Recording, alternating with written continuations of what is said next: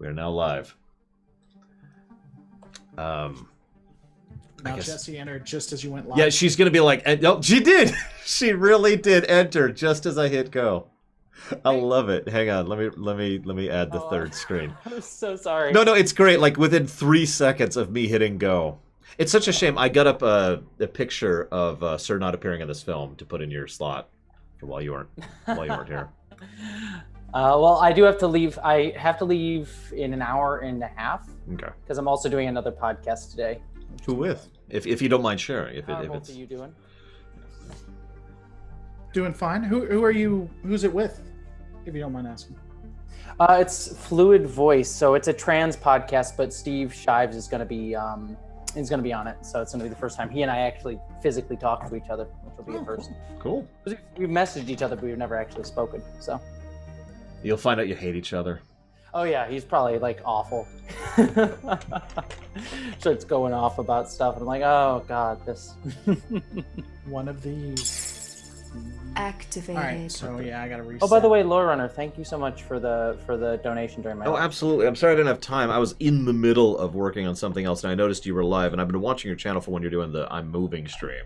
And I want to jump on and be like, here, and then immediately go back to work. But well, I appreciate it. It's been. I hope you got like more support than just me? Question mark. No, I did. Okay. It's one of those. The big thing now is like everything's fairly covered, and I'm okay in terms of the move and getting settled, and I've signed the lease and everything. Yeah. The big issue is that this lease that I'm in right now, I still have for 3 more months. So that I gotta figure out. So. Do you know how you're gonna be able to handle it at all, or not really? I mean, I should be able. The issue really is, I should be able to pay for it, and it'll be fine as is. But because the job that I'm going for is not guaranteed, if it's like one of those, like if like the job stays and I keep it even throughout all this craziness, then it'll all be fine. It's not gonna be a big deal. If that falls through at any point in the next like 3-4 months, then there'll be an issue. So it's like that's the risk is really the case. Like I'll be able to handle it, and I'm gonna do one more live stream of like last live stream in LA sort of thing to see if I can get a little bit more help. But other than that, I should be okay as long as all goes well. Oh, fingers crossed. So yeah. Nice. Are we still live? Did you cut it off immediately, or? No, we're still live. Oh, fantastic. I mean, I don't know if you're live. I'm live. Oh, okay. I've already got people talking to me. By the way, hi. Who do we got here this evening? We got Von Falkenstein, Federation Builder, McDud, who's actually a low reloaded viewer, SA2K, Blue of Alex, who's always awesome, Savacom, and Alex. What's up, guys and girl? I love Hello, how everybody. I love how Zoom stopped working as soon as you came. Did it really? It did. I'm Oh so my God. sorry. Now his Zoom is just being weird today. I don't know. I haven't had any issues, but Yeah, we're gonna go live one way or the other in just a second. I'll keep working with it regardless. But all right, let me get mine. I'll go ahead and give a sneak peek to my viewers. Oh God, Sexy lady. we're doing TMP today, is what we're covering and talking about. Because we could start with Enterprise, but nobody actually likes Enterprise. So. Wow. I think I have to leave. No, wait. Actually, you want to hear something funny? I'm sorry. Travis is very pissed off at you. Look, Travis he's actually a good actor, and he's a good character when he's a character, which by my count has happened twice so far. I'm not actually joking. Where I'm at in season 2, twice. I don't know if Now Hoshi. If he gets anything else for the rest of the series. Oh my God. Yeah. No. They were like, here's a guy. Yeah. Was he there? Well, because I don't know. Brandon Braga did a good interview about it because he did talk about Travis in an interview where he basically said like the concept of him is interesting, where it's like, oh, we have this person who came from a different perspective. The boomers are sort of this interesting thing, but like once you're on the starship for so long, it's like that perspective is kind of like who cares what the boomer has to say, you know? Mm-hmm. Yeah, no, they needed to have another arc like ready for him to move on, and they didn't, and so they did what those producers do. They abandoned the character, Eric Kim. So. And Tashi, I mean, I'm surprised that the actor didn't like pull a Denise Crosby. Oh, I know. I I sometimes wonder about. I suppose actually, if I'm being honest, at that point in history, maybe it was. Like at TNG season 1, Star Trek was certainly big, but not really, right? By Enterprise, I imagine there was more I hesitate to say political pressure, but like more of a thing where you don't just walk out on Star Trek, right? Yeah. One of those like I don't know what else he's done post Enterprise, but I'm sure the dude's probably decently set for life. He can like do conventions. Exactly. Yeah. I mean, I can't tell you how many people I've been studying, and by studying I mean back when I was doing the TOS, who were one-offs on TOS, who were set for life, no joke, by just doing the convention circuit. Mm-hmm. It's just, which is actually kind of awesome, if I'm being completely honest, but it is weird to think about. All right, I'm going live on mine too. Give me a second. Holy crap. Oh my god. Now, Federation Builder, lore, that is to say, Reloaded and I actually discussed that. So here's the thing. Since we have finite time and finite resources, I have read your whole thing, and I'm probably not going to respond to all 20 points that you made. But the general idea we're having going forward is we're going to be kind of acknowledging as much as we can, but if someone drops like a 17-paragraph thing on our faces like that, we're probably not going to sit down and read the whole thing live on camera. Makes sense? Yeah, the conversation that we had. Give me a second because they can't hear me real quick. My guys can hear you. Yeah, but my guys can't hear Your guys aren't even there. You guys can hear me now. Yeah, so, by the way, what's going on, guys? What we're going to be doing is the way it works is going to be this way. We're going to try to read all of the comments that we can. If they're good or we want to comment on them live or on the next one, we may do that. And if it's good, we'll integrate it. But we leave the opportunity we leave deciding whether it goes into the canon we're doing to our own. So we get to decide what's canon and what's not. And any kind of contributions, whether it's through super chats or through bits or whatever, will at least get the idea discussed, but it may not be entered into the canon. Now, we'll try to get ideas and read your guys' comments. It's just there's going to be too many to get everybody's. That's just unreasonable, unfortunately. So, to throw a personal perspective on that, back way back in the 9 years ago, actually, I started doing Q&A videos, and people loved those, and people loved asking questions. And it got to the point where, quite literally, I spent an entire week where 100% of my spare time was spent answering the Q&A videos, because it just got such a huge volume. And that's the kind of thing that would probably happen here, especially given the fact that, this is Star Trek. And I have a weird feeling that when you bring up rewriting Star Trek, a few people might have an opinion on that. right, just a few. Just a couple. One or two. I do want to say really quick to you, Federation Builder, specifically. I'm not liking your Voyager ideas. I just want to be honest about that. But that's because I kind of want to do some other things with the temporal Cold War, which would interfere with your ideas for that. So that's the first thing I wanted to mention. I love the plaque idea, and I'm going to bring that up for these two to talk about. I'm not sure what I think of the companion thing. I think that should be more case by case rather than a static thing.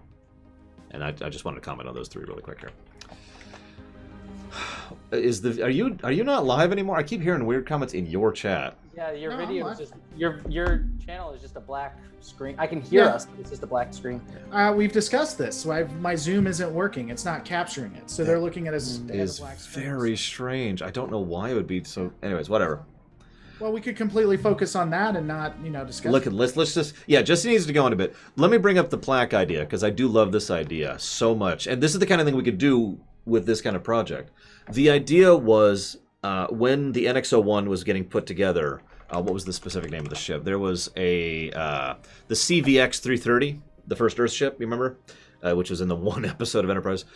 They have this plaque for it's the Enterprise plaque, and they physically take that plaque and put it on the NX-01, and then fast forward in TOS, that plaque is on the Enterprise, and Kirk takes it from the Enterprise before it gets decommissioned in Star Trek 3, so that plaque is now on the Enterprise A for Star Trek 4 and 6, and whatever we do with 5, and that plaque you get the idea, like the Enterprise plaque going forward through the generations. I like that concept. Yeah, that could be What would be kind of no, never mind. Don't say it. Just get it out. Just get it out. I always like the idea of like objects that circle around in time travel stories. Oh God, that's horrible. So what if we, like the temporal Cold War, we get in the Enterprise J and all that shit, and that plaque somehow goes back to that original ship, and it's just the same plaque going all the way through. Just get it, and that's why they keep having to refurbishing it each time it passes through the timeline, because it's like, why is it so old? It's only like, oh well, whatever. There we go. Polish it up. I'm sure there's like some way that that would have eventually would deteriorate through the timeline and everything, and it would break all of. And then reality just kind of goes. Yeah, but I always like that sort of stuff where there's just an object that weirdly just circles through. No, but that's terrifying. Well, I mean, we could do that. I don't know. We could workshop that around. We don't have to use that. I always liked it. They did it in like Lost way back in the day, and it always sort of. Oh God, yeah, I forgot about that. It was like whatever that thing was with Locked or whatever. Mm-hmm. Well, I mean, So talking about the motion picture, I'm trying to multitask in a second. That talking about the motion picture specifically.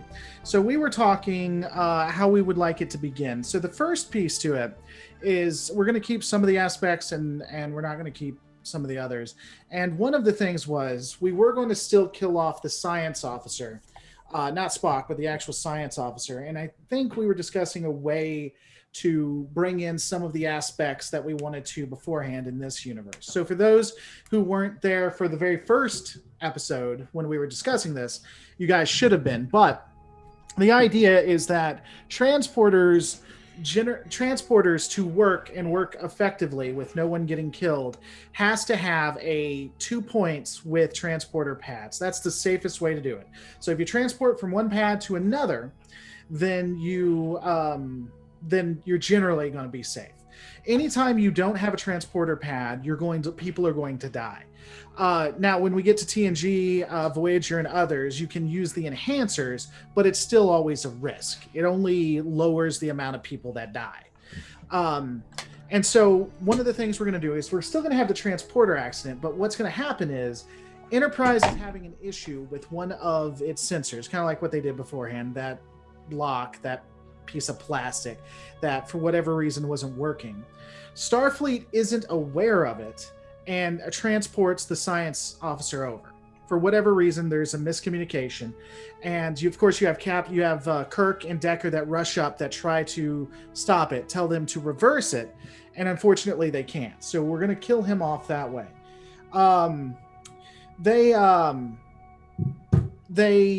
This establishes for us the actual fact that the transporters don't work like that.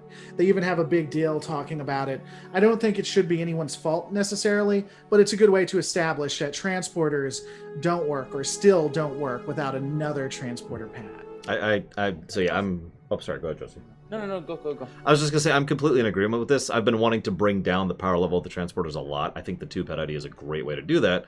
And I think that's a great way to establish the two-pad idea for people who don't see Enterprise or TOS, or are not sure, or new to the concept or whatever. And so it's like, huh! And yeah, like other lore says, it's just a fluke.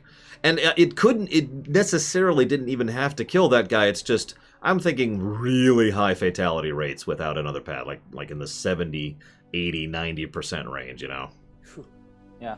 Like, you don't do it. It's the whole point. They don't do that unless they really, really, really, really, really, really are willing to take that risk. And that's why, right?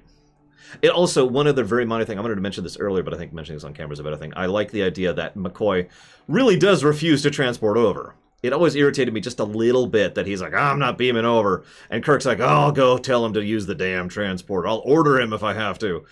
And that happens approximately 4 minutes after the previous guy got gelatinized by the transporter. So yeah, no, let's go ahead and have him come over with the shuttle. Yeah, and then so that, I think that establishes it. Now, for those watching the motion picture, we're not changing a ton. We're changing it, but it's not going to be like in depth like some of the others, I think. Ultimately, when it comes to, was there anything else before we get to V'ger that you guys wanted to impact, or does things generally go the same? Jesse, you looked like you were going to say something earlier. Oh, I was just asking, is the science officer that dies in the motion picture in that pad, is that Zahn? Is that supposed to be Zahn? I always forget. Because I know the actor who played Zahn was on that ship. I don't the actor who played John was on the that space station, but I also think that specific person who died was on. I just wonder if we ever wanted to bring up Zahn as a thing, or just a dude that dies. I don't know. I always found Zahn to be, I mean, if you look at some of the old scripts for Phase 2, he was actually a mildly intriguing character. In sort of like his setup as a counterpoint to Spock, where everyone like Spock started to learn emotions and Zahn never does, and everyone sort of has to get used to him, which is kind of interesting. But yeah, we don't have to use it. I was just if we're going to do that, and I know this is risky, but what I would want to do is I would want to have something along the lines of Spock either being intermittently absent or completely absent from season 3 of TOS, and replaced with Zahn, right? And thus, then Zahn dies in TMP and is then further once again replaced by Spock. That's how I would probably structure that. Well, when did the one with Genesis? When did that take? That took place after the original series. I know it did in real life. Wrath of Khan in the canon. Yeah, Wrath of Khan. When did that? That's one? 7 years. 7 years after, 7 years. because there's a whole second 5-year mission between the motion picture and the Wrath of Khan, which is people always forget. Yeah. Well, I was thinking if you wanted to introduce him, but the timeline wouldn't match up then, obviously. Well, yeah, and they couldn't, I guess, because of the things they have there. So that makes sense. Okay, I was thinking maybe you could explain him away for that. That's why you explain him away in season 3 not being there or being intermittent. Well, But there is another option here. We could not kill Zahn and have Zahn be relevant in some other thing. The problem is I'm not sure really a good place to put him. We don't have to use him. I just sort of thought he was always a mildly intriguing character I never actually got a chance to exist. Really. Yeah, it's just like, all right, here it is. Phase 2's torpedoed. Yep. And I mean, like there I goes said, Decker, there goes Ilya, there goes Zahn. Yep, they're all on the checklist. I mean, I have a book that has all the old stories from Phase 2, like the 13 written stories, and the script from the original motion picture version, like the pilot version of the motion picture that was originally going to be Phase 2. And Zahn was actually kind of intriguing. I liked him, so it was just. He was the only really super interesting one. Like Decker was basically just Riker. well, I mean, killing Zahn here doesn't mean he can't be in the original series. When I'm liking that idea more the more I'm thinking that in my head of putting him into TOS and using him there. It makes his death kind of cheap, but more impactful. As I say, it matters more, but as you say, we are effectively, killing off a character for impact. Yeah, that would be they would just die like a punk. It's like okay, so this guy who was integral in season 3, we kill him in the first 10 minutes, and he's dead because of a transporter accident, and he died in a horrible way. What was there? Really dramatically. What was there didn't live long. He. Yeah, no. Thankfully, because they actually say that in the episode. Yeah, so I really there wouldn't be no backlash from that. I'm sure fans would not take that very poorly. So okay, that you bring up a very good point. We structure in the fact that people would hate Zahn in season. Oh, there you go. Yeah, we'll make him a total jackass. We'll just make him like that prototypical early Enterprise Vulcan, right? Just a total dick. He's that science. He's what Discovery season 2. That science officer that had it coming. Exactly. Yeah. Roommate. You don't know that there was a science officer. He's like a bigoted idiot, and he's talking about how smart he is, and he talks about his Cation roommate right before he gets killed. He's literally mansplaining to Michael Burnham as Wow. Wow. He says it's horribly done. I do not like the writing of it. It's funny, but I don't like the writing of it because he's like, and I have a Cation roommate, and the way it sounds, it almost comes off like I have an Asian roommate. That's what I thought he said to begin with. It's okay. I'm not racist. I have a Cation roommate. Yeah, and well, the Cation. So here's the thing. It's just horrible. I don't like it, but it's funny because he says, look, I'm really smart because I could outthink my Cation roommate. And if you change that, outthink my Asian roommate just makes it more bigoted, and it's horrible. I didn't hate. I mean, it's just one of those, he only is in the show for all of 15 minutes, and it's clearly from the second he steps on board, it's oh, you're gonna die horribly in just a little bit, aren't you? Yeah, you could give him a little bit more than the typical red shirt. He is just red shirted, but at least they're he has a character. His character is awful, and you're supposed to want him to die. But he's better than just random red shirt who just gets killed. Right. Off. Yeah. Exactly. So anyway, sorry. I was just saying it was that's way off. Okay. So do we want to create this character to kill him? Hang on. I'm actually going to interrupt you again because we need to talk about writing philosophy really quick. And I mean this sincerely. Hear me out, okay? So we are in agreement that having someone die here is a great way to physically and immediately show off what the transporters are about, right? Right. And the stakes for using them and the stakes when they decide to use them without another transporter pad. Bingo. Yep. because the audience is going to see. So when we do it in TOS or TNG or whatever, they can go back. This is what they're signing up for. So yeah, I agree completely. And so that's the thing. We have to kill someone, right? We have two choices. Make them significant or make them a red shirt. Do you see why I'm bringing up the writing philosophy thing here?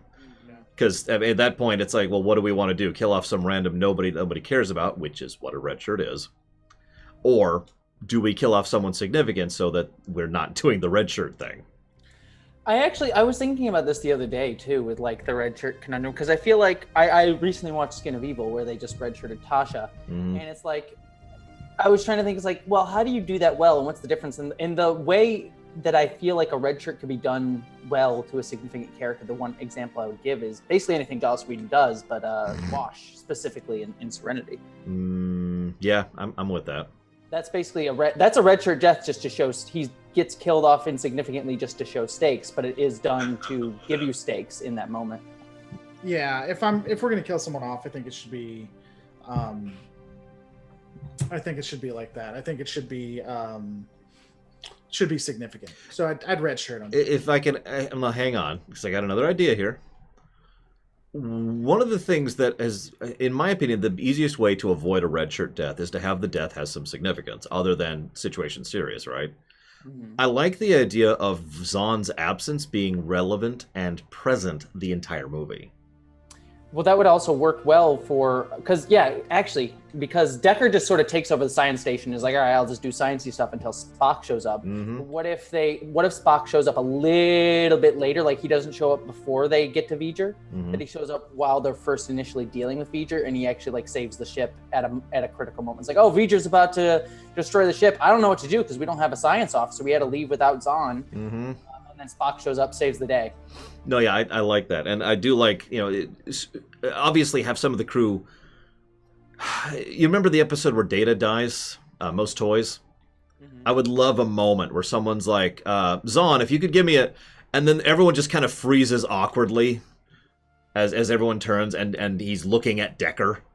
And it's like, Mr. Decker. I don't want to directly copy Most Toys, but something like that. Well, I like that too, because then that would even play into Kirk's resentment of Decker throughout the movie.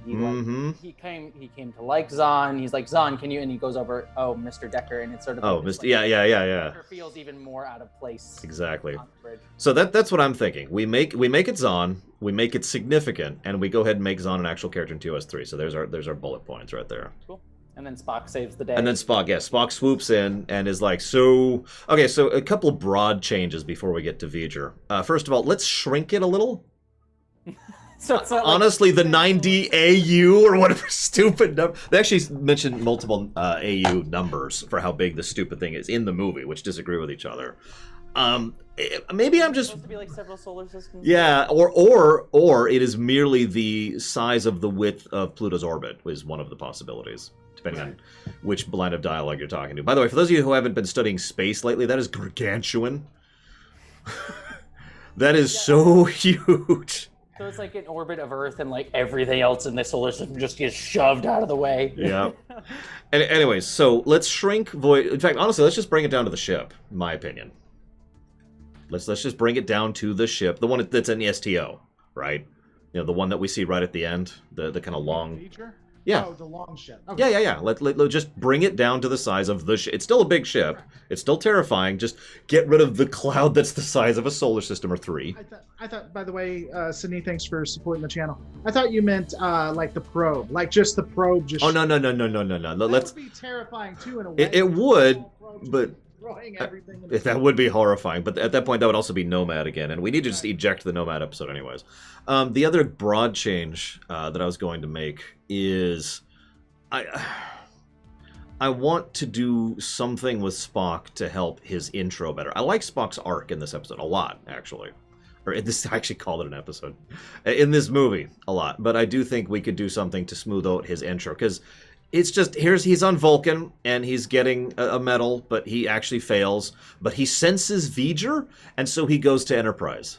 And no one else in the galaxy says Yeah. What is that? And what I love that is he is so suspect. All you have to do is change the music, and it looks like V'ger would be controlling him. He is so suspect. You know, if you change the music and maybe made it, just tinted it just a little bit more. Oh yeah. But yeah, I don't. Well, I mean, what would you do with that though specifically? Admittedly, I don't have an idea off the top of my head. I'll be honest about that. Oh yeah, one really minor thing. Let's just codify that Decker is Decker's son. I mean that was the original intent anyways, so let's just solidify that. Commodore Decker from Doomsday Machine. Yeah. The guy who went crazy and you know was like, oh, we got to destroy the machine at any cost.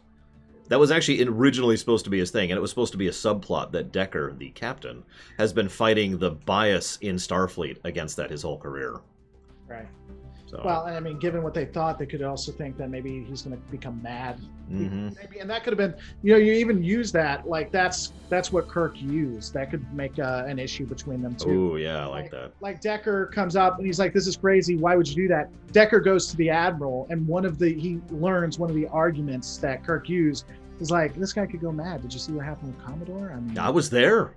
I was there. That's what happened, and you know, and I mean, it's the '60s, so I mean, you know, that this madness, it runs in the family. It's in the blood. That's how that works. Space madness. Yeah, that's what he says. Just as long as we don't remake the Changeling at all with a happy ending, says Indy Tiger. I don't remember that episode. Which one was that one? Changeling? If I do anything on the Is that the one? Is that the one where the Changeling's on the Defiant? No, it's an episode of TOS. I remember the name. I can't remember the episode right now. I think they also use in DS9 too. But yeah, Might have just been called Changeling in. We'll go back. Oh, was that Nomad? Was that the Nomad episode? Oh, well, there you go. We need to do... Okay, we have to change Changeling, especially if TMP exists, because they're the same freaking story. That's even acknowledged by the writers. That's just something we can put in. Just Nomad's gone. So beyond Let's that, erase Uhura's memory again in this movie. That's what? Let's just erase Uhura's memory again in this movie. No! It's okay, she can get full Starfleet training in a week. Yeah. Well, they are advanced humans, so... oh my god. Moving on, we're moving on, so I think Nomad, not Nomad, oh my god. Destroying the Klingons is probably a, I would give I don't know, I don't like just killing off the Klingons just to do it. I would almost, and this may sound crazy, but I'd almost want the Klingons to maybe be there to support the Federation in a way. I know that sounds off, but no, I like that because it starts building towards undiscovered country. Like, oh, this is the first time that. Well, and it goes along with the honor thing because you just throw them in there just to destroy them to show that it's pretty powerful or whatever. But what I would probably do is that it's coming at the station. The station is sending out an SOS. The Klingons respond, and we have them respond with, "Don't worry, Starfleet. We'll actually take care of this because we're always good, and you guys suck anyway." Whatever, bolstering. But they would respond because it's the honorable thing to do to respond to the station that can't defend itself. Mm-hmm. Hopefully, you don't have a conniption fit directly in front of us. Okay? Because I saw you. I failed a trick. I'm playing Metroid again. It helps me think. Okay. I thought it was something I said. So it's like, that's like why I brought it up. Klingons. There we Klingons being go. honorable. But no, they respond. The station and the Klingons are destroyed, and that can be the end of the Klingon arc. Just give them a little bit more than let's just show up and let's try to blow this thing up. I also like it because it'll play a little bit off of oh, this is something different than what we saw them throughout the original series. Mm-hmm. Well, and we can and then it can be brought up, as you said, in like the undiscovered country. It's like, and maybe that could be the inspiration. We could even write that into it. Like they show up and that's the inspiration. Remember when these Klingons showed up and Starfleet, Spock and Kirk can have that count because Kirk's like, kill them. They're not worth anything. And Spock can say, well, you remember what happened with V'ger. There are some that are honorable. And he can't really respond negatively in that way. So I would do that. And then, honestly, I don't have much until we get to Ilia. However, I never say her name. I think it's Ilia. It's Ilea. You're right. It is Ilea. Yeah. So, I mean, let's sexiest Delta in Starfleet. I like something Sofa Perdido said in my chat as well. The idea that in addition to the Klingons responding because we're better than you, also they have a brain, right? They recognize that this is a common foe, and they're not stupid enough to fight in a burning house, right? Which is, again, something we've already established by this point, so just kind of furthering that idea. Yeah. I mean, because I don't. It's just a line change from your idea. Otherwise, I'm totally down with the idea of the Klingons just deciding to help out the station and failing, because they got to fail. And you just see, and it would just be, you see these Klingons come up. First thing that happens is the Klingon ships are obliterated, and then slowly the station is too. And that would just be just horrific. Because apparently in the original series, they have cameras literally everywhere, including on the bridge of the Klingon vessels. Well, yeah. I don't know if you guys remember that. No, I do. They're looking at the screen in the bridge, and I'm like, wow. Look, you just don't. I mean, you've seen the excuse me, not the cage. You've seen the menagerie, right? Like they have amazing camera footage, and although they call it out in that case. I just also love the balance of terror, where there's like someone with a crane and then dolly, and apparently the Romulan ship. I know. It's like, okay, sure, we'll just go with that. Why not? Yeah, it's like, how are we getting this footage from inside the Romulan ship? What? Don't worry about it. Don't worry about it. You're thinking too much. This is sci-fi. You're not supposed to think about sci-fi. All right. So, do you guys have anything else you want to add till we get to Elia? Just little stuff. Just little stuff that doesn't really matter. Yeah. Well, I mean, we can. We're writing it, right? So, what? Just do it. Just the little stuff. Just go bullet point. All right. So, bullet point number 1. We need to make Tonru the probe that's Nomad fused with, and then Kirk cannot logic it, but then it sees human perfection. I'm sorry. I'm trying to read your chat. It's really tiny. I was going to read that too after you got done. Okay. You go ahead then. You did my joke. I'm sorry. I'm That's sorry. why I said when you bullet pointed it, and then I was going to be like, and then I was going to add it because I'm looking for my phone. Well, I'm terrible. One thing we forgot to address that we brought up, but what are we going to do with Spock? Yeah, we need his intro. Reason for why he's coming. Well, we know he's gonna. I would have the Enterprise reach V'ger, like scanning V'ger. There's actually, if you look at the Phase 2 script, there's actually a lot of stuff that happens before they enter V'ger. Like they scan it, and it like messes with their ship. It scans everything. Maybe the ship goes down or powers down. That's when Spock comes in. He's like, yeah, let me just twiddle around on the science station for a second. Here's an idea. And I don't know how you guys feel about this. I hate it. But we have V'ger. The first time we're introduced to V'ger, I would let's remove the station for a second. Just hear me out. Remove the station for a second. V'ger shows up to Vulcan, and that's where we have the Klingon. Maybe the Klingons come up to save Vulcan. We can still have that piece. And then V'ger takes Spock. Now, why I'm not sure, but V'ger takes Spock, and then when the Enterprise gets to V'ger, it transports Spock back. Transports Spock without a transporter pad back with no issues. And then Spock can still act the way he is. That was the first attempt by V'ger to try to communicate. He decided to choose Spock. Now, I get it. It's kind of contrived. Out of all the billions in the universe, Spock's the one it got. But this is the 60s, so we can do that. It chooses Spock and puts Spock on the Enterprise. That explains how Spock has its connection with him, and it explains V'ger's first attempt and frustration. So... I'm sorry, Jesse, you go first. Well, I'm just like trying to think of like what that would mean, because I don't hate that on its face, but then it's sort of like, why would V'ger? Because the whole thing with V'ger, right, is that it doesn't read organic life as life. It only sees like ships and things as life. So it's like, why would it grab Spock specifically? So it could either be so the one thing is, one of the changes is, and not make them into a probe either. Well, no, but that's my point. So here's the at first attempt. So we have a little bit of change we want to talk about when it gets to Leah. We'll get to that in a second. But I think its first attempt, maybe it doesn't understand this infestation, and maybe it's trying to communicate with Spock. Maybe it's just trying to understand what these organics, what was it called in that TNG episode?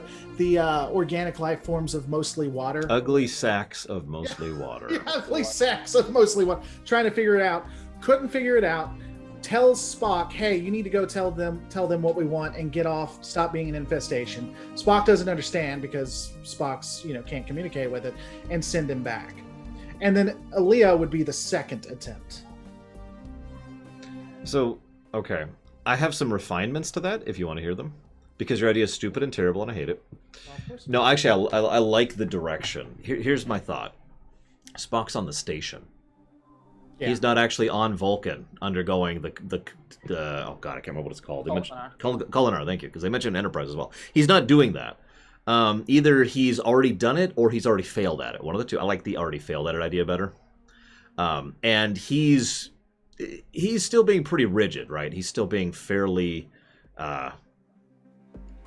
Enterprise Vulcan, for lack of a better way to put it.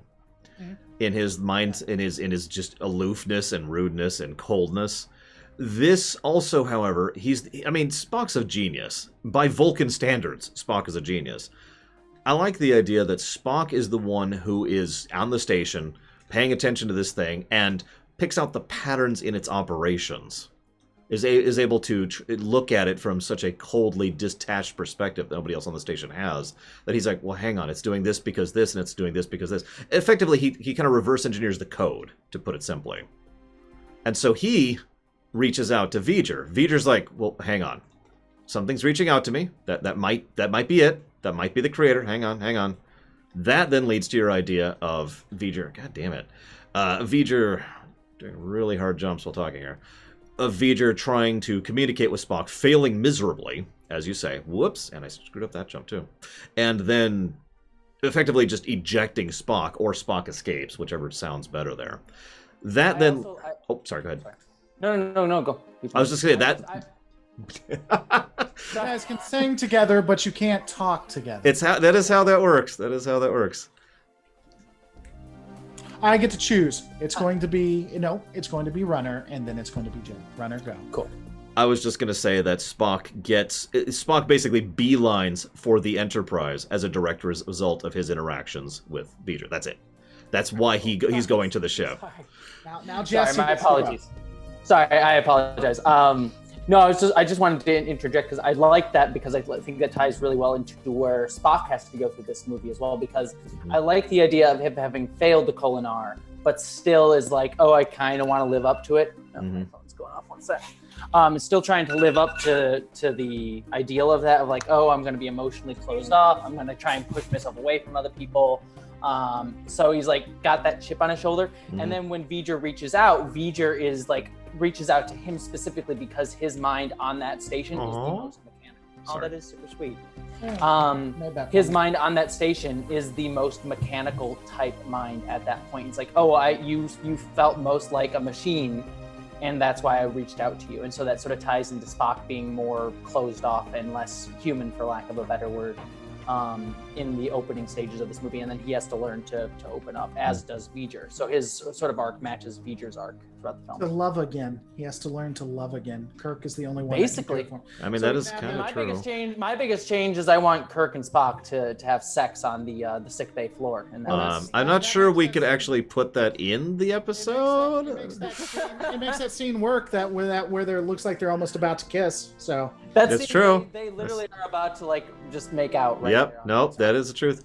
But no, yeah, I agree completely. And also, I need to stop hitting this spike. I love the idea that he's always identified as Vulcan, right? And this sounds so stupid. I like the idea that across TOS season 1 and 2, because he'll be mostly ejected from 3, but across season 1 and 2, we have the character arc of Spock pushing to be more Vulcan against his dual nature. And then throughout the movies, we have him pushing towards his actual nature of being both. Yep. And that being his inverse, like he does this, So yeah, and then when he comes back in TNG, he's like reconciling that between Vulcans and Romulans, sort of teaching that lesson between them. And so this actually goes into your idea, I think, that you were talking about beforehand. But before that, Ranter Matt says, so since Leah's vow of celibacy is on record, what was she and Decker doing when they were together, sitting in a meadow somewhere, a la Twilight? They were actually playing Tiddlywinks, and she's really good at it. Or she wasn't in Starfleet. The other piece of that, so Spock gets back, and he for whatever reason he says they probed me or they're trying to communicate with me. It didn't work. I think I know how we can communicate with them, but it'll require us to use some technology. We'll have to attach some technology to one of us to interact. And so then you have maybe Decker says he's going to do it. Kirk said no. Kirk wants to do it. Decker's like, no, I was the first captain, so I'm going to do it. And then Leah says, no, that doesn't make any sense. We can't have command crew at your level do it. I'll do it. And this is completely, by the way, Runner's the one that came up with this. I'm running with it. You're throwing me under the bus here. I see how this works. Works. So they hook this technology up to her, and then they send her, or they hook this technology up to her. Spock is able to send out the code again, or gives the code to her, and she goes and does the code that he did, and then she's beamed over. And that way, and this will fit in at the end. So just stick with us, Jesse. Just trust, my friend. But yeah, that's how I'll never trust you. Don't worry. Well, dude, you're not wrong. You're not the first. You're not the first woman who doesn't trust. Anyway, so there's that has connotations. So yeah, anyway, I was going to say, good job. Yeah, I got Trek Central talking Nazis and you guys. Anyway, what was I saying? Oh, they beam her over, and it either doesn't work or it partially works. They're not all the way there, I think. And so when they interact, it just like almost fries her mind to a degree. And it's the Aaliyah we see when she gets back. Yeah, it's an incomplete interface was the idea. Yeah. Also, it's really important to me that that they actually put cybernetics in her, so that's how the connection is physically made. None of this beaming into light because of ascension into another plane of existence kind of stuff. No, there's actual technology involved, and that's how. Well, I guess that also ties into another question. If we do want to have like cybernetics inside of hers, are we going to connect it to the Borg then? Because that would clearly. I mean, Roddenberry's idea for that has always been just Roddenberry, and honestly, no, let's not do that. Okay. God damn it! There, not you guys. He's shooting me with his blue eyeball fires. Blue eye fires? I don't know what to call those. For the moment, they do look like blue eye fires. Yeah. For the moment, with TMP, we're going to bring up what we have available. And so I think that we keep with that. We keep the cybernetics in there. So she's going around the ship trying to figure out what's going on. And then ultimately, and I think this is where we can give V'ger some emotion. So V'ger finally gets emotion. It understands what emotion is and becomes that child, because the interface was incomplete. So it got a taste of the emotions. It knows what the emotions are, but it doesn't know how to deal with them. It doesn't know what it's doing. And Leah just can't do it. She's fried. Mm-hmm. And so we still have the temper tantrum. We still have it pulling it in. We still have we have it exactly where we have it exactly where it wants us, because I thought that was excellent. And it's about to destroy it. It's about to destroy Earth. And what the reason why is, it's like, look, you're not giving me what I want, and if I can't have it, nobody can. And so it says it's going to destroy Earth and then every planet that it can, unless it finds the creator. And that's what it says. So it's not just Earth, because honestly, when you think about it, if all this thing did was destroy Earth, it's the capital planet, but the Federation's going to be okay. They have Vulcan, they have Andoria, they have a lot of other options. We destroyed Vulcan in the Kelvinverse. And Federation stuff but no, it says, you know what? I'm just going to destroy everything. If I can't have it, I'm just going to obliterate this entire universe. Mm-hmm. And then at that point, and again, I feel like I'm going really quick, but I don't see anything else in there. Hang on, uniforms need to be Wrath uniforms just from the beginning. I think we're all in agreement there. Wrath of Khan? The movie uniforms need to be in this movie. I will. That is a line in the sand, sir.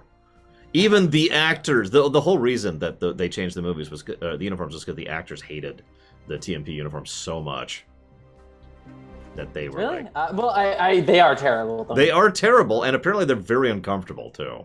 Yeah, I can see that too. But what about the space buckles that allow you to live in space? No, this is a line in sand. That's what this is. This My only push against that, is: are we still doing like another 5-year mission between Motion Picture and Wrath of Khan, or is it kind of just going right into Wrath of Khan? my instinct is to not bother with it.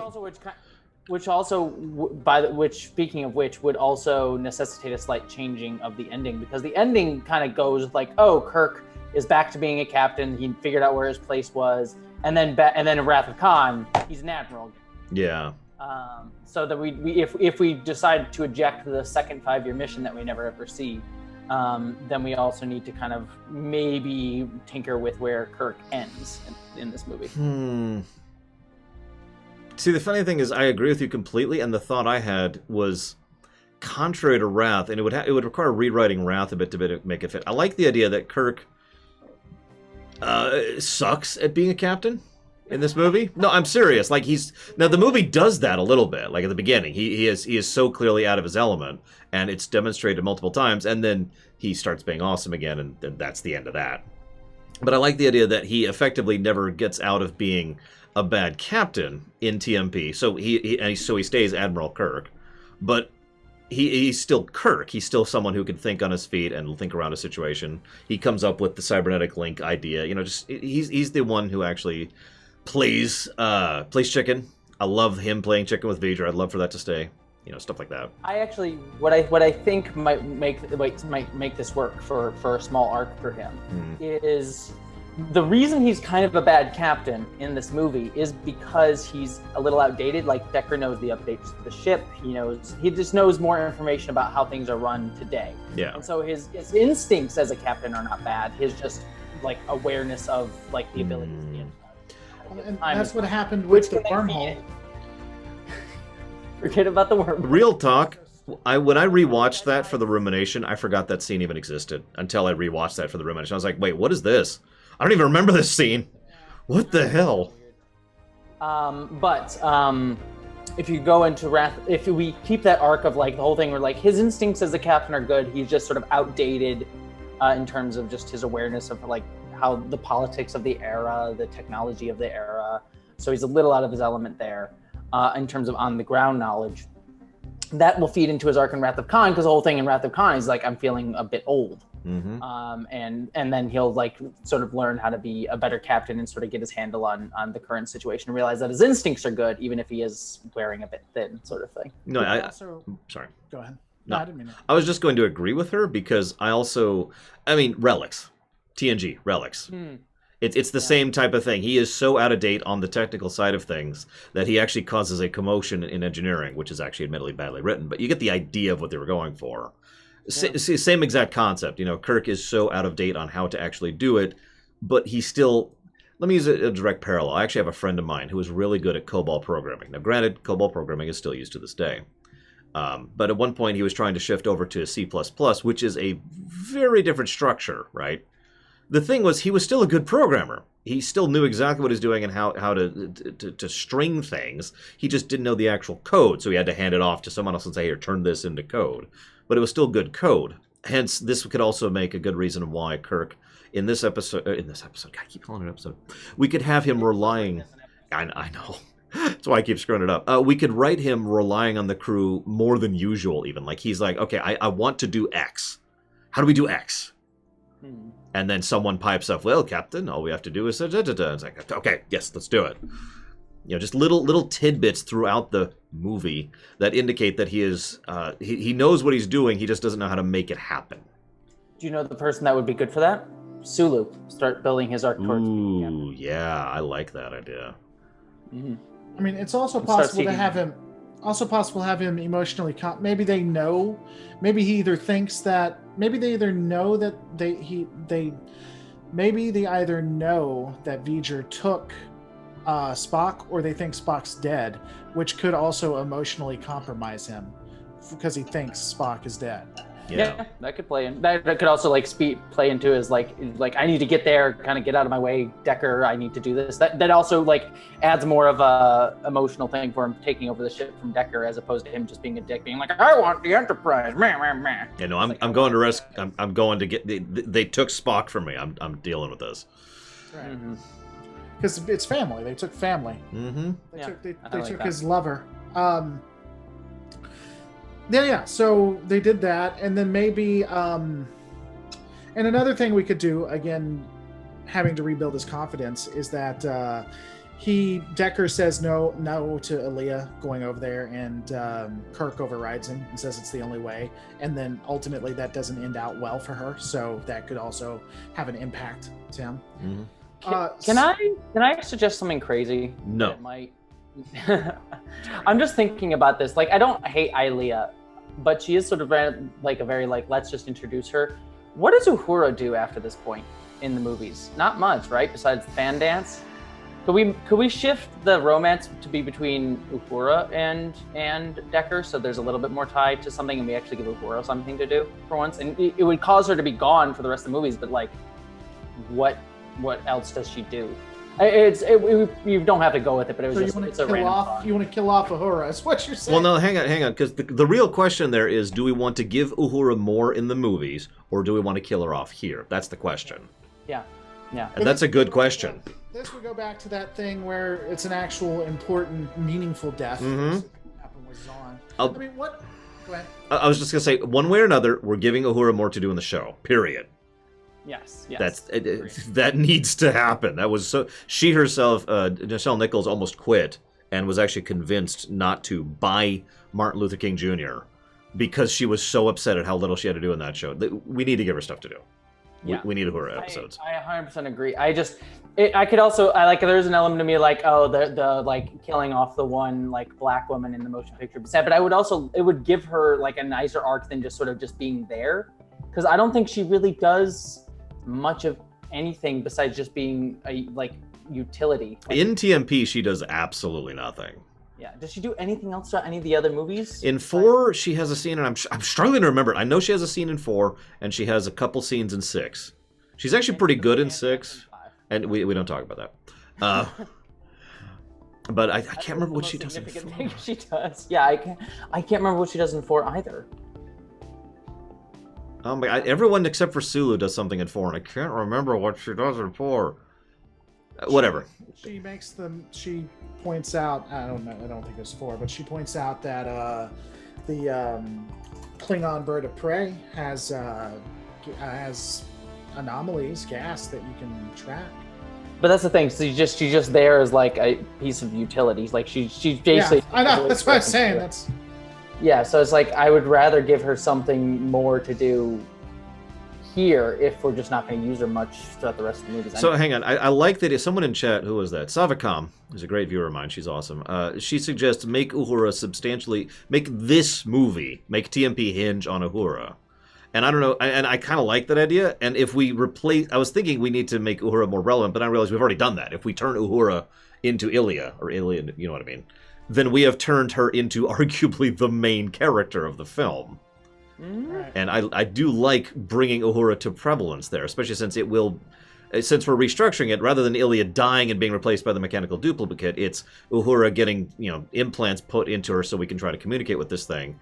And she is now our only hope and pipeline for communicating with this super powerful probe that's going to destroy all these planets. So, and we care a hell of a lot more about her than we do Ilya at this point. Well, and you know what we could do? I'm not sure how much I like this idea, but we could kind of go Kelvin timeline a little bit and write kind of a romance between Uhura and Spock that never happened or that ended or whatever.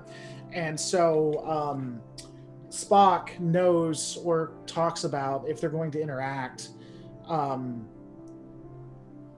When V'ger interacts with Spock, it finds out about Uhura, and maybe, and this is, again, we don't have to do this, but maybe it requests to have Uhura sent over, and Spock's like, this is the only, that's why she goes over.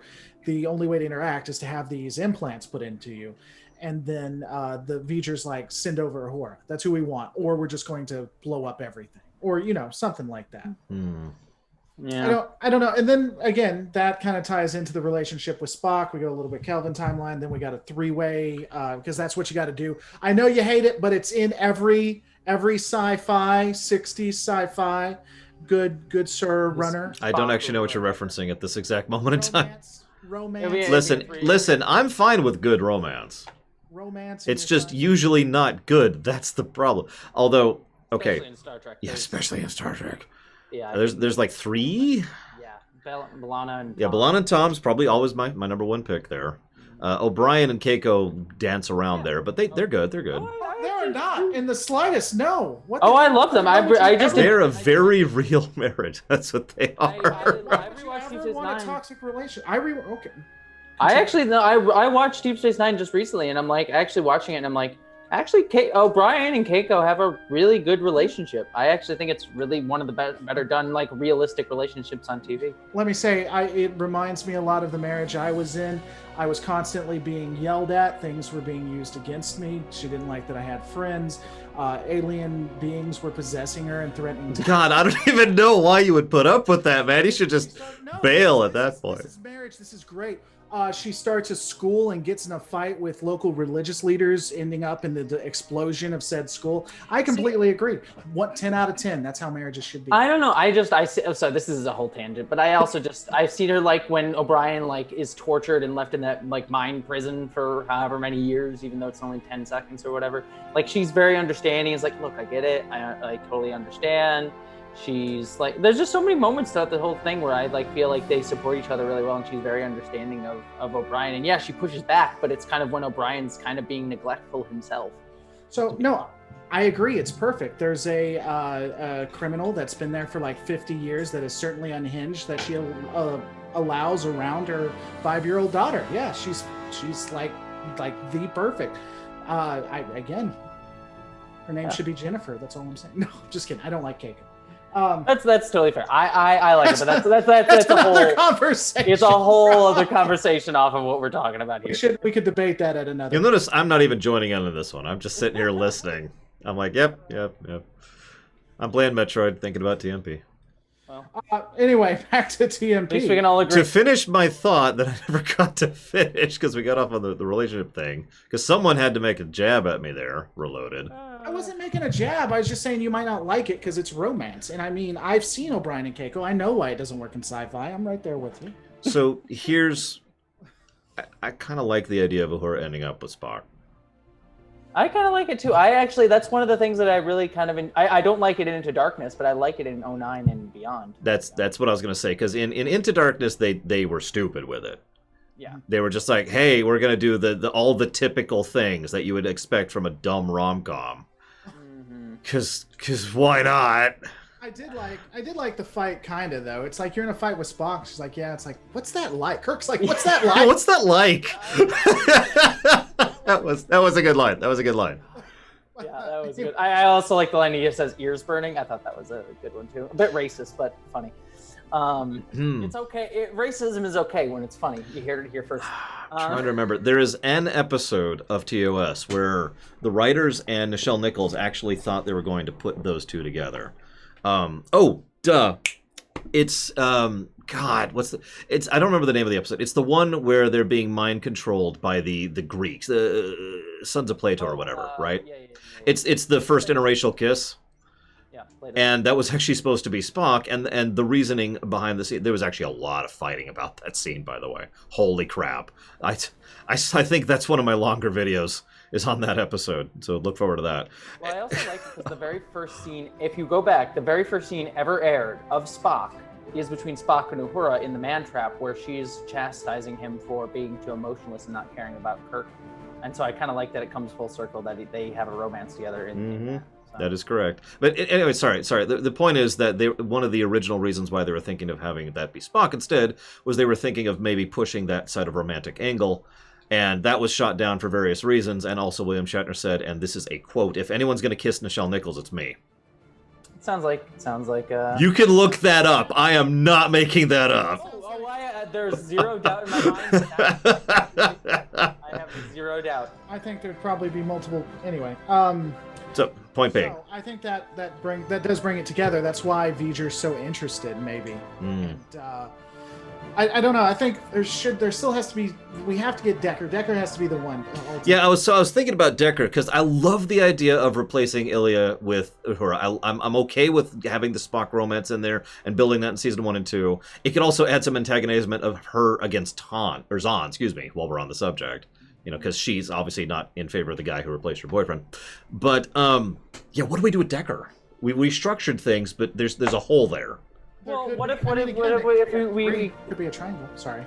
Yeah, no, we do it as a triangle, and it's like she meets Decker, like Spock leaves in season 3, and she's kind of like she has a thing against Zahn because of replaced her boyfriend, but also like she's a little bit upset at Spock throughout season 3 because he basically breaks up with her. He's like, look, I'm gonna go off and do my own thing. It's like, oh, you could have stayed with me.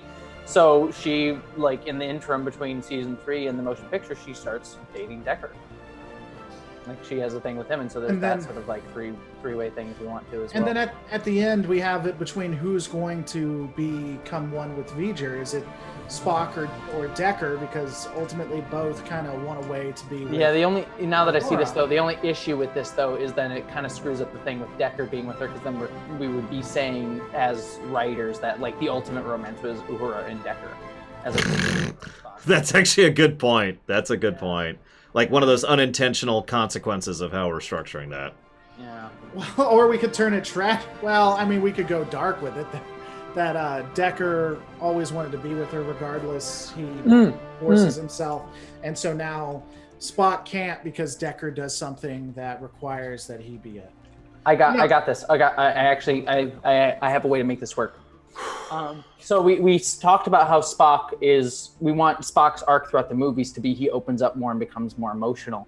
What if the reason that Uhura decides not to end up with him is like, look, you just never were able to be emotionally available to me, and Decker actually is emotionally available to me. He's actually opened up and he's become like a person that I really love. He's able to give me what you can't.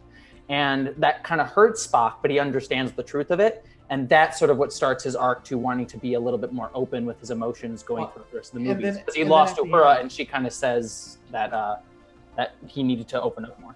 Yeah, and that could be the start, because at the end you have the argument between Spock and Decker, however we get there. Spock steps back because he realizes, at least at that moment, he can't be what Uhura would want. He couldn't be with Uhura either way. And by the way, he does that out of love. Yeah, that's what I'm saying. Yeah. And that's how he does it. He steps back and he says, you know what, even though I wasn't there in a way that you always needed me to be, even though I wanted to be, I just didn't know how. And now I still can't be. I mean, I'm better, but I'm still not what you need. Decker is what you would need. Yeah. So, and that like instigates him to start opening up more throughout the rest of the films. I like that. I think that's a good sort of poke of his arc. So it sort of puts a cap to his I'm becoming more emotionless arc, and then begins his arc towards becoming sort of the in between the two. I'm debating something. Sildeer in my chat mentioned why not just erase Decker. The problem is we need Decker. We need someone who becomes the full connection, like Uhura, formerly known as Ilya. Ilya, excuse me. God damn her name. She's the partial connection. We need a character who will become fully connected with V'ger to effectively form this mutual whatever you want to call it, which is what calls V'ger off, and V'ger stops being an opponent at that point. It stops being an enemy to defeat. Also, there's the drama with Kirk too that Decker brings. But I think Decker works on multiple reasons. Look, so we have Decker. We have him connected to Commodore Decker. He wants to be the best that he can be in Starfleet. He never can because he's in the shadow of Commodore Decker. At the beginning, it proves it. It's just, unfortunately, regardless of what he wants, he's never going to be what he needs in Starfleet. But he could be what he wants to be in V'ger. He could be what he wants to be in V'ger with Uhura. So that completes that. So I don't think I think we change his arc a little bit so that it matches up, and then it all works out. So because of his family, he just can't be who he wants in Starfleet, and he gets everything he ever wanted. Yeah. And then it plays off well with the Spock Uhura stuff. Yeah, I like this a lot, actually. The only thing, she's gone. She's completely erased from reality. There you go. She's Thanos. We'll still keep that one line where Uhura walks in and says, "Don't worry, Uhura walks in. My vow of celibacy is on record." Yeah, she says it to Kirk specifically. She says it to Kirk, and Kirk just looks at her like, "I mean, you realize they forced us that time, right? It didn't count." I mean, I'm not saying you're unattractive. It's just, She's like, "Yeah, there was force there, sir," and then she walks on. No. What were you about to say? what I was going to say, is what I'm debating now. I was about to say, what? I'm failing at a job. That's what I'm doing. Do we introduce Decker before TMP, like we're doing with Zahn? If we do, we could have him in the Doomsday Machine, and like he's like part of that whole thing with like, don't go and don't kill yourself, Decker. Dad, it's fine. Yeah. I don't think I would use him there. Like, I get where you're going with that, but I think it would be, if we were going to do that route, I'd have him show up after Doomsday Machine. Like, if we're gonna, I would build the seeds of him not working in Starfleet if we were going to do that. no, that's kind of what I'm thinking. Like, hear me out for a second. Imagine, so, okay, the Enterprise, even in the TOS era, that's the golden ship, right? Everyone wants the posting to that ship. And we actually see this in TOS. I can't believe I never knew this until I did the analysis on it. Kirk is really persnickety about who he allows on his ship, right? He will be able to call out the names of people that are ensigns off the top of his head, because he's that, I guess controlling is probably the word I want here, about his crew, right? So Decker, that is to say our Decker, Captain or Lieutenant or whatever he is at this point in time, he, like right after Doomsday Device, or maybe 2 episodes later, very soon after that, he is like, hey, I've gotten this promotion to the Enterprise, and now I'm being posted here. And Kirk is the one who initially is like, and Kirk starts to try and deflate him, not allow him to do dangerous missions, not allow him to go into any particularly strenuous circumstances, and just kind of push him down a little bit, Whoops, I missed someone. And that's the beginning of that. And at the end, Decker does something good. Now here's the kind of the way I would do this. Kirk, I would want Kirk to be complicit in the problem, but not completely. A little more gray than just being the bad guy. I like the idea that Kirk is someone who puts in his report that Lieutenant Decker is a fine man who deserves a chance. And maybe like an addendum, just don't put him in like too dangerous of a situation, something like that. And that's actually in the episode on his report. And then, as Reloaded was saying, we establish a couple more times after that, Decker is just mentioned in the background as someone who is being shuffled around on the star bases, aka the place where your career goes to die, right? Mm-hmm. And I mean, we could even, if we wanted to, it may be overkill, but in TMP we just add how a part of the issue between Decker and Kirk is that Kirk fought him. Like, Decker did everything he could to get command of the Enterprise. Mm-hmm. He went above and beyond. He did more than most anyone would. And when he was about to get the Enterprise, Kirk tried to stop it, but couldn't, because he went above and beyond, and that creates yet another issue between the two of them. I do like that. And yeah, I love the tension between the two. I love this is my ship. No, this is my ship. And I love the idea, and this is very Star Trek too. I love the idea that Decker just pushes himself so hard and so far that he makes it, right? Like, he does actually succeed in becoming captain of the Enterprise, which is like the golden spot. Where am I going? I'm going here. You ever see Gattaca, the movie? Yeah. Like, not to spoil for anybody who hasn't seen it, but I'm thinking that is Decker. Like, he's just so committed that he actually pushes himself in a way that succeeds, that he makes it.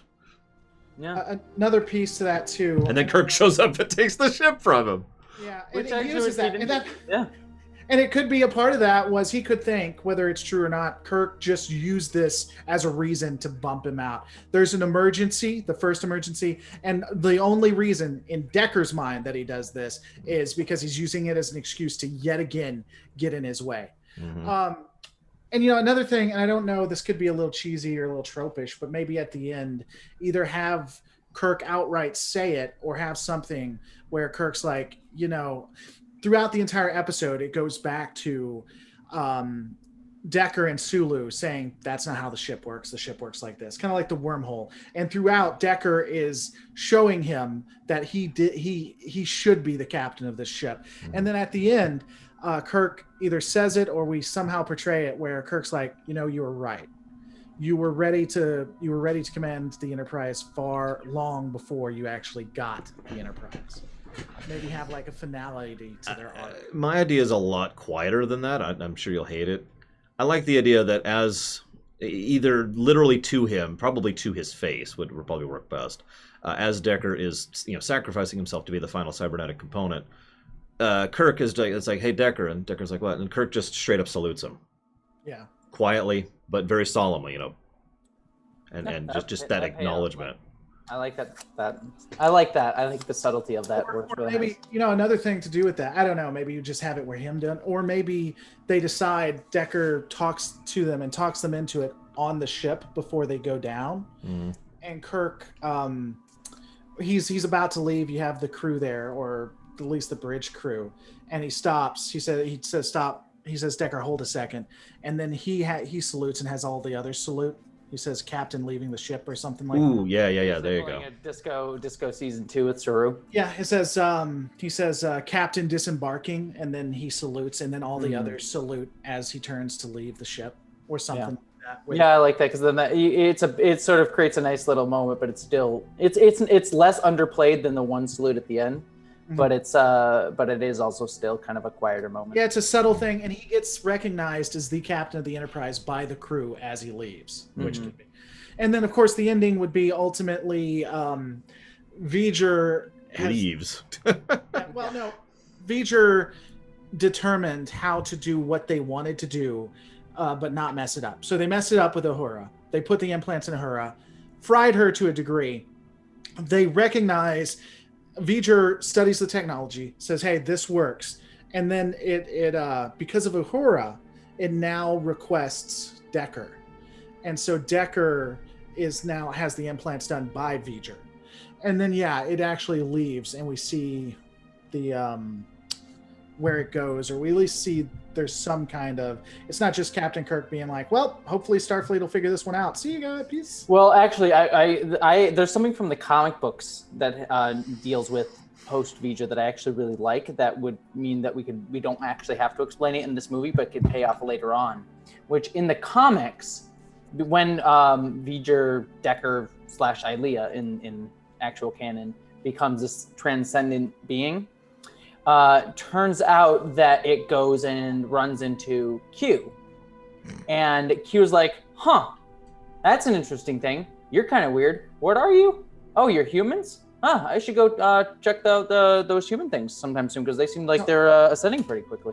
So it was basically like the ascension of the Decker Ilea thing gets the interest of the Q. So I kind of like that, but yeah, I think there's a way we could actually still use that. It would be in a much different way. We'll discuss that a little bit offline with you. But the idea we had right now, and the thing I think we'd go with, because I think you'd be on board once we talk to you offline about it, is that they still go their own way. Like the ship just actually leaves. And there's actually a finality that it either maybe it creates the wormhole. Maybe they go to warp in the system and a wormhole is created because that makes a lot of sense. Totally that's how wormholes work. That's why you can't do it in the actual system. And we saw that in DS9 when they decided to go to warp to stop the changeling from blowing up the sun. It created a mini wormhole that he was able to fill. By the way, you can go to warp in the system in the new canon. Just saying. That's just the wormhole. That's just it. That's it. You can go to warp in system. The end.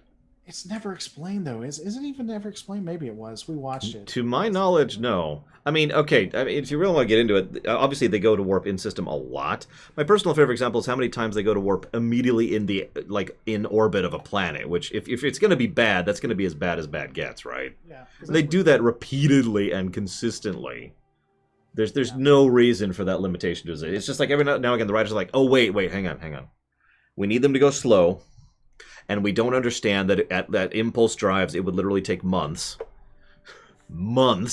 to get out of a system. So we're going to go ahead and have them not go to warp in system just this once. Idiots. Anyway, sorry. You can warp in system. We're done. Moving on. So, I mean, is that okay? So we either leave it in with the Q thing. Okay, so hang on. At the very end, now Jesse hates me. Jesse she's just she's pure evil. That's what it is. Do anything. Oh yeah, I hated you before we started this. No, the thing I'm stumbling into is the actual construction of the ending. Like V'ger leaves, and we have the send off for Decker. I like the send off for Decker. We can do several methods of that, but either way, we have something. What I'm running into is I'm trying to think of how to actually end the scene, like visually, like how it actually looks and how it operates. And I'm running into a wall because I'm not sure how to do that without doing the typical pat, terrible, wah wah, let's have a joke and all laugh and be happy ending, which is what they do in TMB, by the way. I mean, the place to end it is with McCoy talking about the life and everything. So it's like we've created something new. We don't know what it's going to be. It's gone to return, because my point was I think they should return to the at least make it seem like they're returning to the species they came from. That Oh yeah, absolutely. and It's going home is probably how I'd phrase it. It's going home, and we've created this new life. It's going home. It's a baby. We don't know what we've created, but hopefully we created something that's going to appreciate appreciate what it is, or appreciate life, and then probably contact Starfleet, because that would be an important piece, and then that's where we end.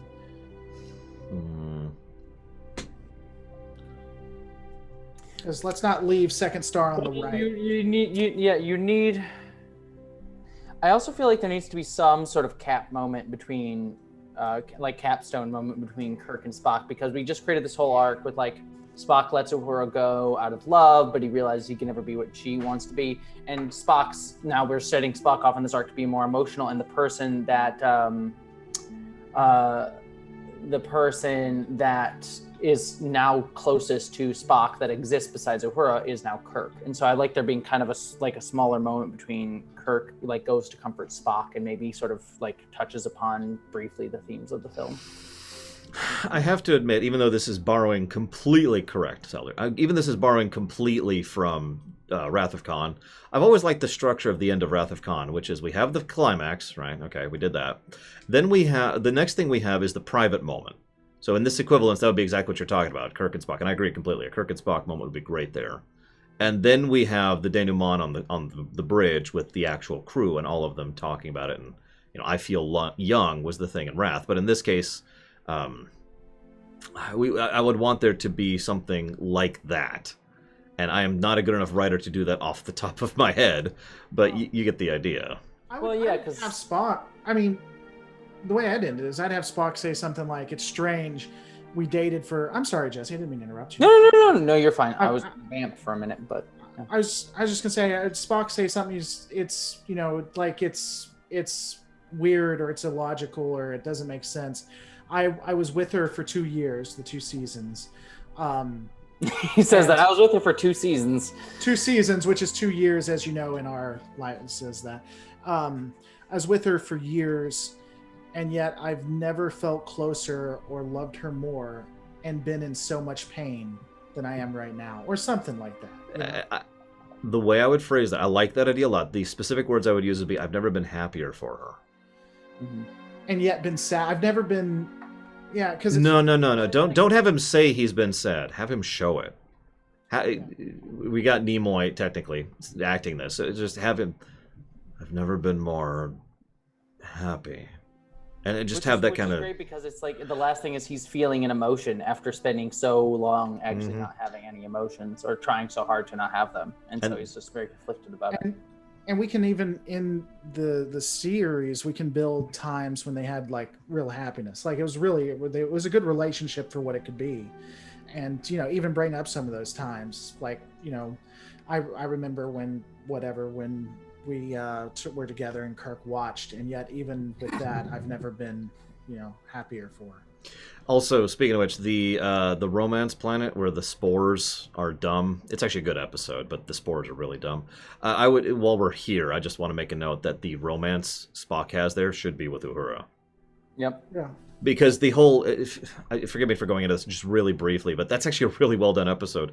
And one of the best ways it was done was that Spock mentions how he is allowed to love her, that it's okay for him to express the feelings he already has for scientist lady whose name I don't even remember.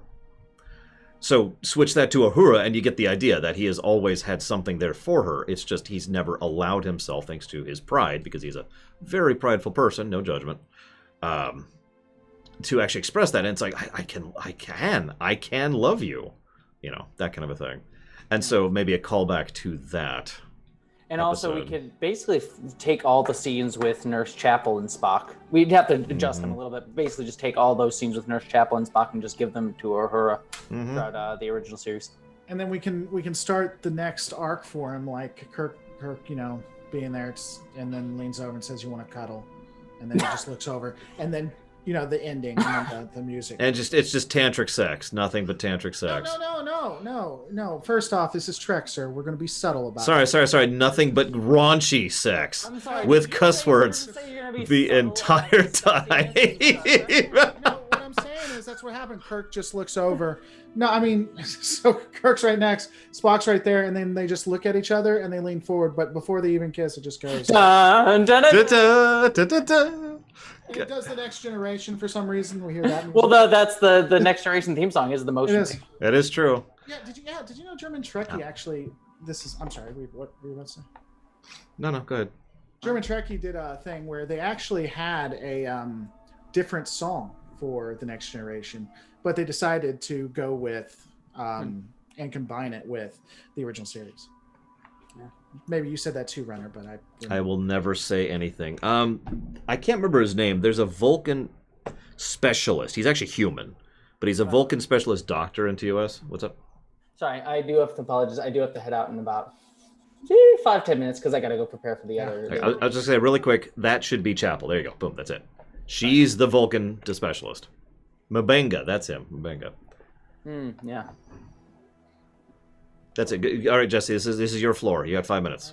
I have nothing specific, so I'm just saying I have to go in about 5-10 minutes. Well, I think that's the TMP thing anyway. I think that is it. Yeah, we've kind of done it. This is going to be the easiest one. I mean, we got others coming down, but this will be the easiest one for that. We've ejected all of our terrible ideas. Sorry. Captain. All right, anything you guys want to add? I guess we can let it be there. Yeah, I'm okay. The last thing I wanted to comment on, and this is something that several people in chats said, as well as I think Jesse brought this up. I'm okay with there being vague connectors between the movies, but we do at some point have to decide how strongly we want to connect 1 through 6. I don't think I'm fine with this one kind of being its own. If we're staying with like the intention, I mean, honestly, 2, 3, 4, and 6 all form a very cohesive arc that you can watch separately, but they do somewhat tie into each other. I think the only like major plot point that ties into all of them is Kirk's son's David's death. Well, and what I was thinking, and it's explicitly called out. What I was thinking, and let's not give anything away because we've been talking about, but what I was thinking, and I think it works really well, is that the movies ultimately are great connectors and tie-ins for the series. So what we see in a movie will have major implications in the various series. And I think kind of what we've mapped out kind of works with that. Agreed.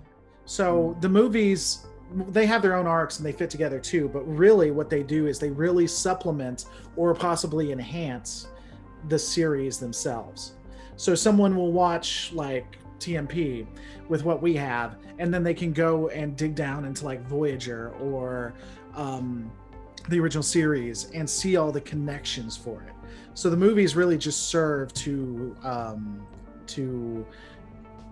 really inspire the series themselves. I think, which is what I think Trekkies do anyway. Now, admittedly, one last thing on that point. I'm curious of your thoughts specifically here as well, Jesse, and then you probably have to go. Yeah. I was originally thinking to myself, I like the idea that all of the major game-changing stuff happens in the movies, but I changed my mind. I don't like that idea at all. I think we should be completely willing to change the status quo in show or movie. Thoughts? Yeah, I think it's fine. I'm sorry. Go ahead. No, finish up, Jesse. Oh, I was just gonna say, I agree. I mean, it also kind of depends on like if we're thinking timeline of when these things were created. I mean, technically, Star Trek 6 is a game changer in that the Klingons become that is ally, true. Yeah. But that was already established prior in Next Generation by that point when it came out. So it's like, do we count it as like a game changer in our timeline of when we release it, or are we like doing it in the show technically? You know what I mean? Does that make any sense? No, it makes perfect sense. Actually, that is a very good question, something we'll have to decide, but I was already thinking in a direction, and it didn't even occur to me to bring it up, because the way I was mapping this out was we were going to whenever I someday have infinite power and can actually make this happen, I was going to do this linearly, which means the first Star Trek show in the Star Trek rewrite would be Enterprise. and then TOS, and then the movies, and all of the movies, by the way, and then TNG, all the movies up to 6, excuse me, and then TNG, and that was always what I was thinking, but I suppose we haven't actually decided that yet, so we need to... it's like, are we keeping release order, or are we keeping, are we going to do chronological order? I prefer chronological because there's more you can do with it, but that's just me. The way I thought we were going to do, or we were going to discuss, was the movies, because that's what we have. Well, we can discuss And it then- in that order. It just depends on what how our storytelling, like, we can discuss it either way, but our storytelling will be affected by when things would release theoretically. Sure, but I mean the movies, then Enterprise, then like you said, and then that's the way I thought we were going to discuss it too. That seemed like the most logical. I agree with discussing it that way because that's anchor discussion. For those of you not aware, anchor discussion is when you come up with something first that is a major anchor point for all the other stories. By anchor discussion, I mean anchor writing, excuse me. And then you write out of from there. You know you're going to write other stuff, but you want the big things that are really going to change things first. And the movies seem like a good place to establish stuff. Like, for example, the fact that we're bringing Zahn in Season 3 and ejecting Spock in Season 3, and we've got the Uhura and Spock relationship. You see what I mean then? I mean, you guys obviously get it, but for viewers at home, this is what I mean by anchor writing. Yeah, I think so. I mean, there's a part of me that I always kind of like out of chronological storytelling, because then you do get kind of fun stuff like the fact that 6 was going to have to, like 6 probably came out of the fact it's like, well, we do know the Klingons and the humans are, like we have these 2 points and then we connect the points. Like we know Kirk's kind of a racist against Klingons, and we know we have to make the Klingons be an ally at some point, so let's connect those 2 points and make a movie, which I kind of like. So there's an element of me that likes telling non-chronological, like releasing non-chronologically. Our discussion can be in whatever order, but releasing non-chronologically kind of makes... Here's my potential compromise. Why don't we do it, we can discuss it in whatever order. We think of it as in release order linearly, but then we have the option to do non-chronological stuff later with Discovery and Picard. And those Discovery and Picard will come out after Nemesis, basically. Yeah, all right, that works. Yeah, cool. I do have to get running, so Yeah. Adios. Peace. I'm about to get killed by pirates for saying waving, so I hope you appreciate it. You're welcome. Well, and beyond that, I don't think we really have much more, unless there's anything you wanted to add. No, I think we covered all the big things, like the uniform. There's a lot of littler changes, but all those are what I usually call polishing past stuff, like the uniforms and the bridge and the. So one idea that was suggested by Federation Builder, which I did want to mention specifically for TMP, was the idea that the Constitution refit, the first Constitution refit, not the second one, actually happens in TOS Season 3. And given that we're already doing a lot of stuff with Season 3 and restructuring it, I think that would work pretty well. Yeah.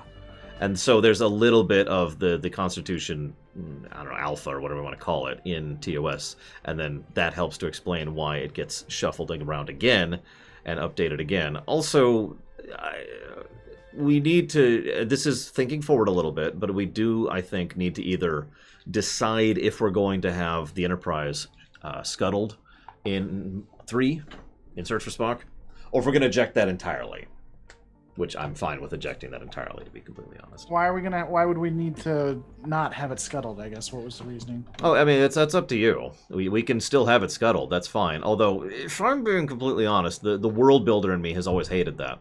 All right, so we spent time and money and effort and work in completely refurbishing, which is much harder than making a new ship from scratch, this ship. So it'll be the new, up-to-date Constitution. And you know what? It's an old ship. Let's get rid of it. It's part of the old era. Let's bring in the Excelsiors and not use Reliance for the next 80 years. I mean, it never worked, right, in my head. It never made sense that they just randomly decide to scuttle the Enterprise for no explained reason other than it be old, yo. It's like saying we should stop using Windows XP. I mean, I'm sorry, do you know how many major installations and government and companies still use XP because it's still a good OS and it still works just fine for quite a bit of work? Just saying. Anyways, so it never made sense to me. That's the nitpick. It always bothered me that it was just a thing they did to add a layer of antagonizement to Admiral I'm the bad guy in Star Trek 3. I don't like Star Trek 3 that much, by the way, for those of you not aware. I feel like it's a little bit too simplistic. Well, it's something we can think about and consider. I just have to think about what we're going to do if we're not going to scuttle it. The reason I bring that up is because... Oh, there we go. The reason I think we're having a miscommunication. I just realized that because the way you phrased that. What I mean is, I would get rid of Starfleet scuttling it. I'm fine with the Enterprise being destroyed in 3. My complaint is that Starfleet is like, yeah, no, we're just gonna mothball it. Screw it. Yeah. That's my complaint. Okay. Yeah, especially if they don't do that to all the ships. Yeah, it's just what? Why? You know. But the reason I was bringing it up with relation to TMP is if we were going to keep or destroy the Enterprise, we could start laying seeds for Y in 1 and 2. That's why. That's all. That's the only reason I'm bringing it up. But if we're not having them retire, then there's need for that, so we're good. Yeah, I mean, we just need to write into TNG if we're going to continue to use it. By TNG, I probably wouldn't, just because I think it doesn't look the greatest. I think it's very archaic design. Personally, and so I would either have it relegated to barely being used, or I would start having it sheltered out. But that may be because I know Federation Builder. I'm just not bothering to fix it. That may be because I grew up with TNG, and so I never really grew up with the well, I think if we were just to talk about that very briefly, and then we really are going to shut off, and then my people will stop complaining about the fact that I haven't adjusted the camera yet. I like the idea that they do still have those ships around in the same manner of like, what's the name of that British warship? It's not the Hood. There's a really old British warship around the World War II era that was old and out of date and just kind of crap, but it's okay because they used it mostly for, to bring people on to recruit. Like oh, you want to join the Navy? Here, check this ship out, and you could actually peruse it, and they could do training missions on it. And that, if we were to do anything, at all with the Constitutions, the Reliance, and the Oberths in the TNG era, that's what I would do right there. Yeah, the Victory is a sailing ship. I'm thinking of something. It might be the Hood. The Hood was sunk by the Bismarck, though. Anyways, you get the idea? Yeah. I don't hate that. No. I mean, it's just something to think about, and we can go more into it. Unless you just want to keep them. I just don't like them. I'm fine with ejecting them. I really am. The design is fine for the original series. I just don't think it works when you finally get to TNG. But again, TNG is what I grew up with. And so I like those designs. Those designs seem good for that era. But that's what I grew up with, so maybe that's why. I will freely admit that the Constitution A is one of my favorite ship designs in Trek, but that's purely cosmetic, and again, I don't actually care that much. It makes plenty of sense for them to push the old ships back to the point, because look at it from a world-building perspective. Ignore our bias, ignore what we think of. Let's just think of it from an in-universe perspective. It makes the most sense. What makes most sense? That they would take these very large, very in-depth ships and just destroy them. They would spend the ridiculous amount of time and resources and effort in updating a constitution to have, the new warp core and the new dilithium matrix and the new everything, absolutely everything from word go to the point where it's not even a constitution ship anymore. Or they would relegate them to something non-essential. Now, the reason I like that last option too is it also gives us a tool if we ever want to have some kind of desperate last-minute kind of thing. Borg, best of both worlds, excuse me. Where the only things they can throw at them are old constitutions. Well, the only other thing I'd do too is I'd probably do maybe like what they did in TNG, where it's a status symbol, where because like the Excelsiors, right? Mm-hmm. You saw the Excelsiors when you had admirals, and the only real reason to do that is if it's kind of like a status symbol type thing. And so maybe we could have one or two show up every so often if there's an admiral. Generally, I like that idea, actually. Have those be I'm sorry. I don't mean flagship as in the leader of a fleet. I mean flagship as in this is the ship that the admirals get on to wave the flag on. Yeah, and they even say that, like, you could bring that up, like have Wesley or whatever character. It's like, that's an Excelsior. I've only ever seen those like in class, and then someone points that out and says, yeah, that's Admiral whatever, Nichievs or whoever. They generally wave the flag when they want to do something special, and they pull out this, and they'd be like, oh, why? You can just, talk about the Enterprise. It's like, oh yeah, the Enterprise class or whatever. Just and then yeah. So I mean, that's what I would do. I would. I do like that idea, and so that does mean, however, I think we're committed to the idea that Starfleet is not going to mothball the Enterprise in 3. The only vessel to ever be mothballed in that way is to what I can remember at least is that class of ships. Mm-hmm. Every other one is always reused. They're in TNG, DS9. For real life reasons, of course, but yeah, you're absolutely right. Yeah, so I mean, there'd be no reason technically for them to do that. Mm-hmm. So yeah, so I don't think it makes sense for Starfleet to do that. Cool. We can still kill it. We'll get to there when we get there. Yeah, and again, in TNG and stuff, it's just as you like a last minute thing where they're throwing whatever they can at it, or it's for a status symbol or something else. Like if they go to mining station X, it's like, oh look, they have an old Reliant, for example. Yeah. Yeah. It's like, oh, again, you do that thing. Oh, I've never really seen one of those up close, and so. In fact, that could be a part of like season 1. Remember when they had the Miranda class there? Mm-hmm. It's like, oh, look, that's an old Miranda class. Wow, you don't see those that much. And then it was someone bring up, it's like, well, yeah, there's a lot of them. It's just we're explorers. We don't generally, they're usually not this far out. They stay close within Federation borders. Mm-hmm. Yeah. So yeah, I think that's a good idea. So cool. So what I'm thinking is we need to cut off the stream and then talk about our super secret plans to actually have the Romulans create control, and that's what invents the Q. And it was connected to the Tal Shiar. Yep, it was always the Tal Shiar. Do you know about that in Picard, though? Actually, I don't know. The Tal Shiar have a Tal Shiar. The Tal Shiar is... no, I do know about that. Yeah, the second Tal Shiar, the stupider Tal Shiar. Yeah. And I'm going to call it that, because that's what it is. It's the stupider Tal Shiar. But God. You've never seen it, so people can't get mad. No, I haven't watched Picard. This is a true statement. I have not watched Picard. All right, guys, thanks so much for watching. Next Saturday, we'll be doing next Sunday, we'll be doing the second movie. I'll be doing a live show streaming of it, probably Tuesday, but I'm not completely sure. It will be at twitch.tv/Lore Reloaded. You must have a Prime membership to watch, but I'll be on there watching it, so you should definitely come hang out. Check Lore Runner out at lorerunner.com. If you're on Lore Runner's side, you probably know all this anyway. But, don't watch me. We're playing Earthbound tomorrow. And Homeworld Cataclysm. Yep, which you guys may not know. He has a ranking system, and Earthbound's ranked really high, and that's because it's a Nintendo product. It's the only way. They pay me so much money, guys. So much money. The only way that he has high stats for anything is if it's a Nintendo. Yep. Listen, I need to buy a third house, okay?